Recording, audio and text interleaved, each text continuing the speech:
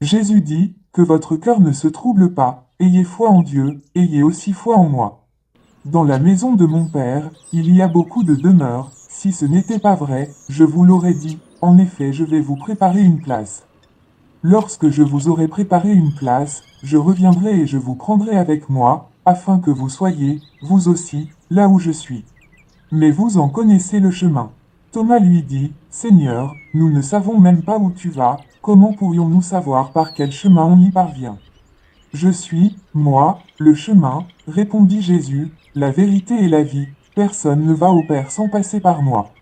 Si vous me connaissez, vous connaîtrez aussi mon Père, et maintenant déjà vous le connaissez, vous l'avez même vu. Philippe intervint, Seigneur, montre-nous le Père, et cela nous suffit.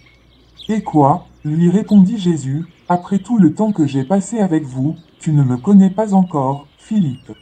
Celui qui m'a vu, a vu le Père, comment peux-tu dire, montre-nous le Père? Ne crois-tu pas que je suis dans le Père et que le Père est en moi?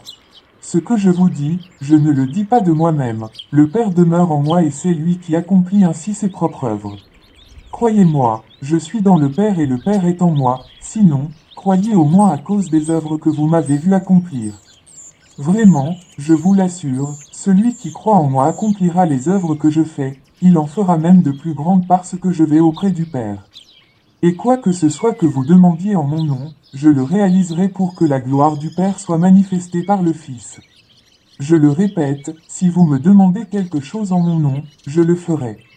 Si vous m'aimez, vous suivrez mes commandements.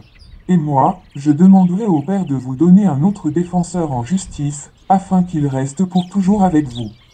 C'est l'Esprit de vérité, celui que le monde est incapable de recevoir parce qu'il ne le voit pas et ne le connaît pas. Quant à vous, vous le connaissez, car il demeure auprès de vous, et il sera en vous.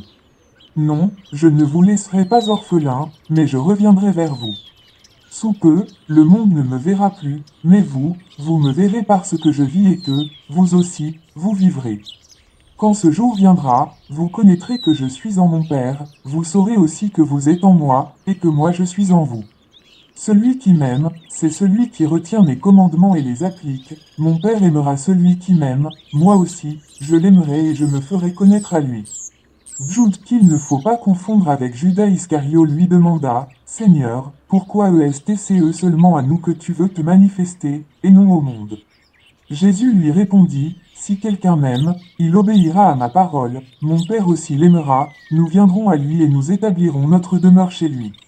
Mais celui qui ne m'aime pas ne met pas mes paroles en pratique. Or, cette parole que vous entendez ne vient pas de moi, c'est la parole même du Père qui m'a envoyé.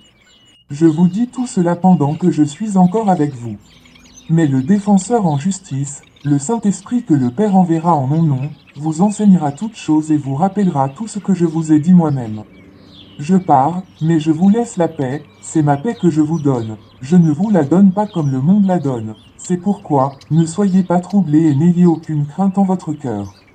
Vous m'avez entendu dire que je pars, mais aussi que je reviendrai auprès de vous. Si vous m'aimiez, vous seriez heureux de savoir que je vais au Père, car le Père est plus grand que moi.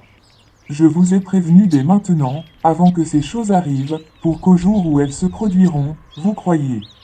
Désormais, je n'aurai plus guère l'occasion de m'entretenir avec vous, car le dominateur de ce monde vient. Ce n'est pas qu'il ait une prise sur moi.